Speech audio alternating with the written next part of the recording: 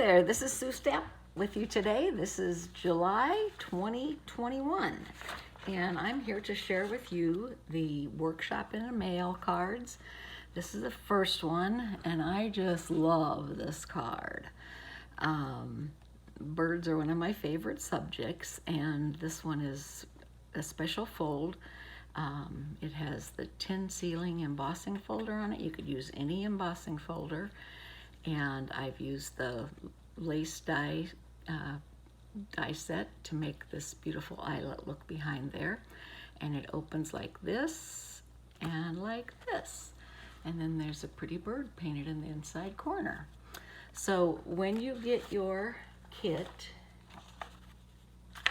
it will have everything in it that you need. And if you have any questions, you can always call me. The openings, I didn't bring the kit over here, but that's exactly how it works. And you're gonna have yours already cut, and it'll be folded. You'll just burnish your seams. I did stamp the birthday wishes here and put it on the oval. Now this is our duo oval punch, and the outside is scalloped, the inside is smooth. You can also sponge the inside edges there if you'd like. And again, it opens from the top and side, and this is where you would write your message. So that's number one. And number two is a simple one using DSP, and this is Night of Navy. I have put the happy birthday on here on a strip that's 3/4 inch wide, and it's about 4 inches long, and I fishtail cut the edges. You can do whatever you'd like with the edges. You can leave them straight, or you can curve them, or use one of the fancy banner end punches. And it's just 2 pieces of DSP on there, really. It's pretty simple, and the first DSP goes on like so. You can have that going with the arrows up or down, whichever you prefer. And then this is going to be the front. And then the other 2 pieces are going to go towards the top and the bottom. Now these are the same width as the first DSP piece, so they'll come from edge to edge. If yours hangs over a little, just trim it off, and then you'll have your strip here that you'll put the happy birthday on. And that, like I say, you can do the ends any way that you decide that you want to. So that is that card. That's number 2. And for number 3, we have another cute fold. This says, birthdays are the best days.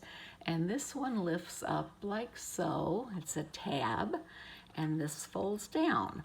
Now, if you wanted to, you could put a white piece here also, so you have extra room to write on, or if you wanted to put a piece of DSP there, you could. I just put mine on the front.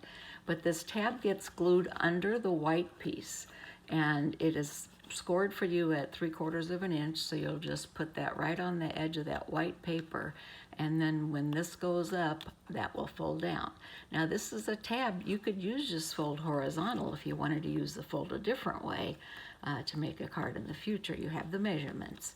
So that is that card, and the daisy punch is what I use. This is the medium daisy punch, and you can flip up the edges of your daisy to give it a little definition and height. There's a little baker's twine bow here that I did, and you can tell that I did that. I double strung it before I made that bow. So that is card number 3. And for card number 4, we have another kind of fancy fold. And this one, you're going to use the DSP. Now you can use either side of the DSP for this big piece. So you would put the DSP down. The white piece will go here on the inside because that's where you'll put a sentiment. And then this folds over, and this is your front. Now again, you want to burnish all your seams real good. And I think I did a white piece here, and then I did another piece of the DSP on top of that. Now these are the same height, they just have a little border on both sides. So that is that. And then what I did was I gave you a piece that's 1 inch wide, and this will be the belly band. It's in a coordinating DSP. You can use either side you want. I thought this one with the French on it was pretty good. And you're just gonna make that overlap in the front, and you'll put a little glue dot there. You wanna make sure that this is loose enough that it comes on and off without tearing it, and tight enough that it's gonna hold it shut.